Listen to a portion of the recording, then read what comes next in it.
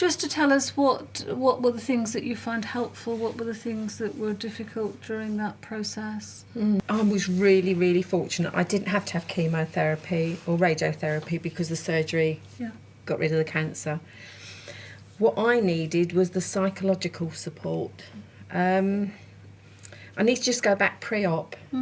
When I found out I had cancer, I needed to come to terms with it myself, and then I told my family. I'm the oldest of 5 children, so I've always been looking after them, if you like. And my brother was absolutely devastated. And I thought, oh shit, what do I do? And I had to say to him, look, I'm really sorry, but I need all my energy for me to get over this. I did have a therapist that I saw pre-op, and then after surgery I saw a brilliant counsellor for 2 sessions. And because I am a counsellor with psychotherapy training, I was able to get in touch with what I needed to, but I needed somebody that didn't know me emotionally and was completely detached from me, so that I could cry, swear, say what I needed to swear without that reaction and not having to look after someone else. I needed to put myself in... I needed to put myself first and take care of me, because there was no one else out there that could do that. And that's how I coped. And I actually for me, I turned it into a battle. I called it my FBC, and I'm sure people can work out what that was. Cancer was the last word, and the first 2 are swear words. And I turned it into a battle. It was like, you are not staying in my body. You can just get the hell out of here, because you weren't invited, so you can go. And I had to be positive. What I found was, if I had the tiniest bit of doubt come in, it could wash over me like a wave, and I had to say, no, I will not have this in my body, and I will never have it again. And there, by the grace of God, go I haven't in 4 years. So that was how I coped with my post-treatment. So I've got a strong psychological support as well. Yes, yeah. I think also because of the type of cancer I had, that I needed that psychological effect, because I felt as though I'd had my womanhood taken away from me, and, you know, that's not right. Nobody should ever have to go through that.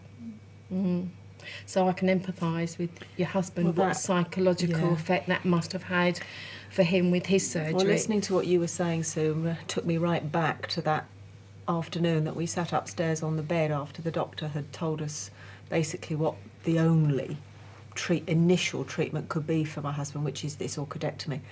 And I said to him, you know, how do you feel about it? And he was so almost matter of fact. He said, well, if it's got to be done, it's got to be done. And I said to him, you know, it really will not have any impact on how I love you. The fact that the chances are that we'll never have a sex life again is utterly irrelevant. And so he went ahead and decided to have to go with that option and to have the surgery. But he was so incredibly brave and positive through all of this. And I think because we were such a close couple, I was able to match him in the support that I gave him, and tried very hard to keep my flaky moments to a minimum, because, like you, so I've got some background in counselling, and just try to help and support him. And he was incredibly stoical through all of this. And in the period after the surgery, you have to wait 3 months before will do a PSA again. When I was anxious, and I do remember banging the ear of the urology nurse specialist, and she said, yes, I know you want to know what the result is, but it's got to hang on for 3 months before we can do it. And I must say the staff there through that period were very professional, very supportive, but you just have to dig deep and wait. And in that intervening period, our whole attitude was just, we've got to fight, we've got to keep life as normal as possible, and not get bogged down in any negativity. So the staff were very supportive and professional. Do you want to say a bit more about what were they doing? Well, the door was always open. Yeah. Not so much to the specialists, and I didn't expect that, but to the nurse urology specialist. I could ring her up if you didn't expect to get her every time you rang her, and I didn't ring her. I don't think I was a pest. But she would always come back, and sometimes she was coming back and it was 8 o'clock at night. So yeah, I have great respect for what goes on in those early stages, and they certainly made us feel that at that time when you were with them, you had their full attention, and that was a big bonus. But maybe also it's something to do with how individuals react to their circumstances that helps them than the medical professionals I'm to just be positive thinking as back well. to the first time I was diagnosed, I think I was so much in firefighting mode that kind of took over the emotional and psychological side. It wasn't until the second time really, and I fought that, and then it came up. I was diagnosed in the January the first time and January the second time. So when the third January was coming around, I got a little bit twitchy, and I remember going to see my Macmillan nurse, and the words that I used at the time, I just felt like I was in no man's land. You know, the new year was coming. It was like, what do I do? How are you supposed to plan? You know, kind of thing. And I still remember what she said now, in as much as plans are made to be broken. You know, and that really, those words have stayed with me ever since, really. But she was, a Macmillan nurse, and every Macmillan nurses that I've seen since her, because she's moved on to another role, have been just as brilliant. And I mean, I can't sing their praises highly enough. Because, like you say, the doctors, the experts, you know, they do all the treatment and stuff, and you can never question that. You just put your trust in them, and it's brilliant. But then after they've done their bit, you know, you're kind of left to, you know, in a hole, really, in an emotional hole, and that's what I feel needs addressing. For me, talking about the doctors and the consultant, I must say the consultant I saw, he was a human being before he was a doctor, a consultant. He was absolutely superb, and he saw me as another human being, not just as a patient that was tick box. And I think that by being treated so humanely and so kindly was... Got an example of that, because that's quite powerful. It's really powerful. As we're walking up the hall into the consulting room, he turned round and he said to me, give me a hug before we go in there and we start talking. And it was like, oh, thank God there's somebody that connected heart to heart rather than seeing me as a patient. And we were there for half an hour. He drew pictures, he answered my questions, he answered my husband's questions.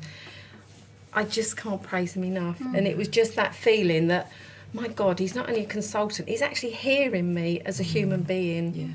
And that made all the difference. Yeah. I'm interested to hear how Melissa, I mean, did you go for like psychological, emotional help, or? Well, I did. I desperately needed it, and it was one of the things that helped me so much. I can't stress enough, just like you said, Sue, it really, and you said, Della, it really, I was in a really deep, dark, black hole, and it really, having that counselling support from the service that was in the hospital really just helped me more than I think probably anything else. Because I'm just thinking, It's like, amazing. your age, you obviously got your parents, and well, my parents were absolutely fantastic, but there were certain things I didn't want to worry them with, and I didn't want to tell them, you know, all my deepest, darkest worries, and there's certain things I just felt that they shouldn't have to hear, really, and they were worried enough as it was, and there was. So I needed someone who was completely impartial, who didn't know me exactly like you said, and so a professional who knew kind of how to answer my questions and how to help me, really. Because as wonderful as my parents are, they're not trained counsellors, and I didn't want to burden them anyway. But I needed someone who was experienced. But we've all said that, haven't we? That we don't want to upset our friends and family. But that's the most natural thing, isn't it? That at times like that, when you've got so much pressure on you and really frightening place to be, it's just a natural instinct to want to protect your nearest and dearest, because you just don't know how they're going to react to it. And having that neutral, safe place where you can let rip is vital. It really is.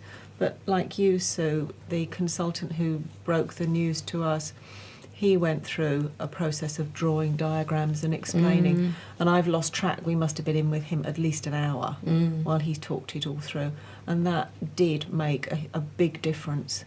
It sort of gave us a confidence, I suppose. And men, how does the man deal with that? So again, he's quite open about. Well, it's really strange because I fell between two stools because I was diagnosed locally with the National Health Service, and then luckily found I had insurance to go privately. So I didn't get any help on one side psychologically. I didn't get any help on the other side because they don't tend to bother with that side. All they're interested in is, do you want the operation? Which one do you want? My big problem mentally was trying to find out which of the many treatments available, and there are 8 or 9 that I could have chosen, finding out all the details of the type of treatment, not only the type of treatment, but when you've looked at what that treatment can cause for your body in the future, because they've all got different things. Some are immediate, such as if you have a radical and you take it out. You know it's gone and you hope they've not left anything behind. That's the biggest, most dramatic you can do. I looked at all of the options. Then when you've looked at the option and you think, I think this option is for me, how do you find the best person at creating what you want, which is the best possible service for that treatment? How do you find the best possible person for extracting it, or for HIFU, or for brachio, or cryotherapy? All these choices. So that was my terrible trauma in my mind, is choosing the right treatment for me. My main objective was, because I've got a young wife, I didn't want the erectile dysfunction, which is the big thing that can come from it. Some of the treatments, you're okay initially, but they can give you more of that in the future. They can eat into your bowel or your bladder, which is not likely to happen if you just have it extracted. All these things. For 3 months, I was in complete limbo. Nothing happened, nothing mattered in my life. I was just floating, trying to think, where am I? Get myself together. I changed my diet completely. I went to meditation to try to think, I'm going to get over this, exactly as you did. This is going to get out of my body. But I had to just have that little bit of time to build myself up to be strong, because it had shocked all my friends and my family and my 2 sons and my wife. But I didn't want to burden them, as you say, and I wanted to think, I can do this on my own. So I had to overcome the treatment and then find the right sort of person. But it's so difficult to find the right sort of person because there are no league tables. You could find somebody extremely expensive at Harley Street who could be far worse than some little local chap. Very difficult to do, no league tables. That was my trauma. I didn't have a choice. I had to go for the double whammy. Yeah, I had to go for the carboplatin and the Taxol.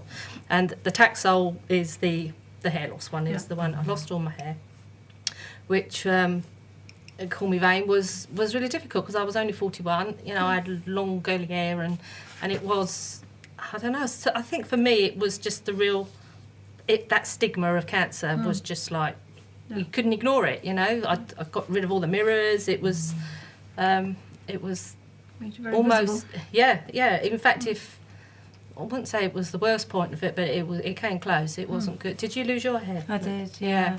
And just wearing the headscarf all the time. It was just, I might as well have had a big sign on my head saying, Exactly. screaming, I've got cancer.